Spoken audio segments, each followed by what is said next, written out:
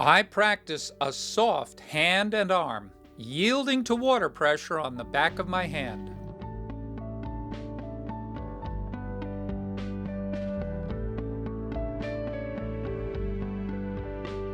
This is how I most often practice Zen switches, creating the closest possible connection to whole stroke.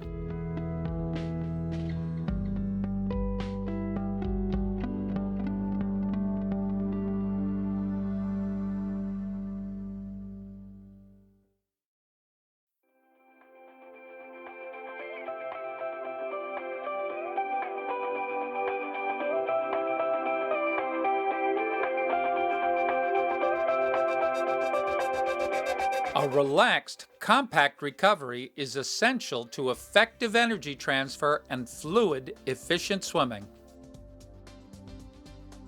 The skills you imprint in Lesson 5 are more exacting than in any prior lesson. Because the difference between just right and not quite can be so subtle, we'll use rehearsal exercises and mindful swimming to heighten awareness. To allow undistracted focus on the fine points of recovery, it's best to breathe less often until you can feel these subtle changes taking hold. Using comparison video will illustrate common recovery errors and how they undermine your efficiency. When your elbow comes back and your shoulders stack, you feel unstable, like walking a tightrope. You also waste time and energy by rotating too far. In an effective recovery, the arms and elbows stay outside the body line, acting like outriggers. You feel more stable, rotate just enough, save energy, and swim faster. On the left, my left elbow pulls me backward and forces my right arm to the center. On the right, I have lateral symmetry and a strong lever from right wrist to left elbow. This connects core power to my arms. Here, a wide sweeping recovery sends the entry and momentum across my line of travel. This is often exaggerated as you breathe. In an effective recovery, the hand follows a straight line from exit to entry, sending momentum forward.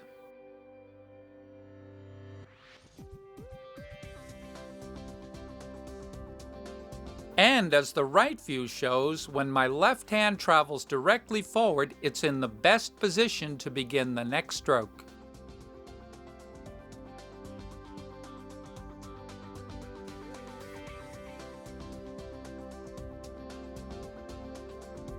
Overreaching is the most common recovery error.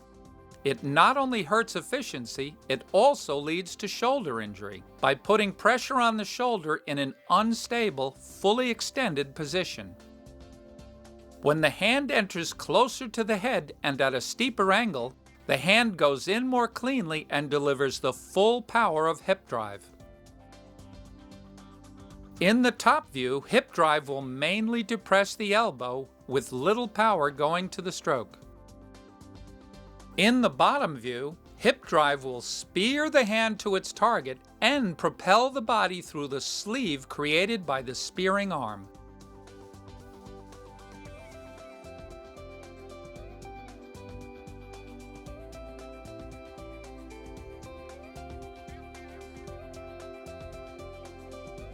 We'll start by imprinting a compact recovery with fingertips barely clearing the surface. We call it ear hops. Start by educating one arm. Keep the connection with Zen switch by dragging your knuckles initially. Coming forward in stages can help you keep your forearm vertical and relaxed. Then drag your fingertips. Finally, rehearse with your fingertips just millimeters from the surface. When your muscles get the message, progress to bilateral ear hops. Start with wrist drag, then knuckle drag, and finally fingertip drag. Visualize an imaginary bar coming from your ear. Hop over it and in. Make your ear hop brief and minimal, but distinct enough to imprint in muscle memory.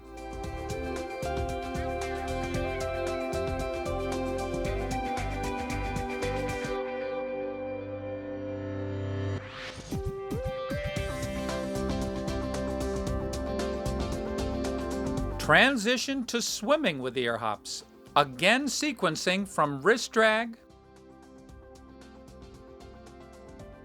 to knuckle drag to fingertips before lifting just enough to hop over your ear and in. Notice how little my entry disturbs the water. Being this relaxed will allow you to imprint more ear hops before pausing to breathe.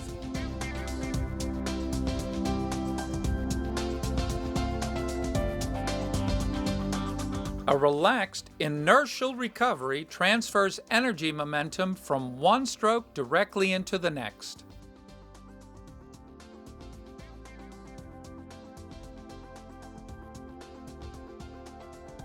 To imprint this, draw circles in the air with your elbow, using your shoulder as the axis. Keep the circle free moving and away from your body. After the elbow circling sensation imprints, focus on that feeling while swimming a short distance. After circling your left elbow, focus only on that arm while swimming. Then rehearse and focus on circling the right elbow.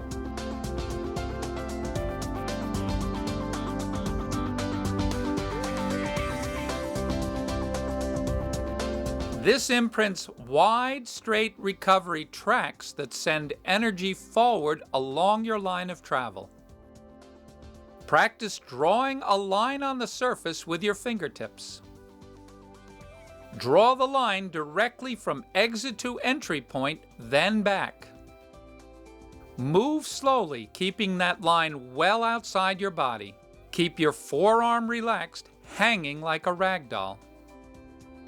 When you resume stroking, try to trace the same line from exit to entry.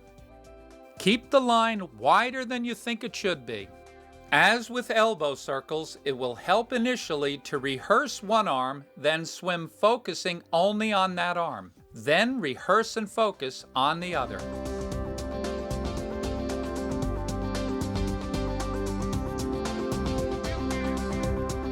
For this rehearsal, visualize a mail slot and enter your hand through it. Again, it may be helpful to imprint one arm at a time. The mail slot should be directly forward of your shoulder and opposite the other elbow. Then rehearse bilaterally. Your hand will enter the slot easily. Getting your forearm through takes care.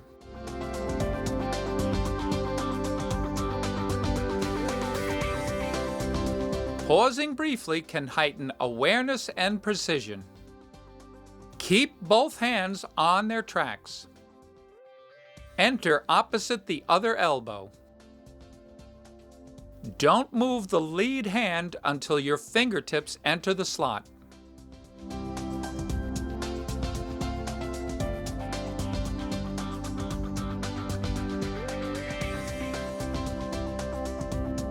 When you swim with a mail slot entry, you should feel as if your hand drops into the water of its own weight. Your entry should be silent. Loosely separated fingers indicate a relaxed hand.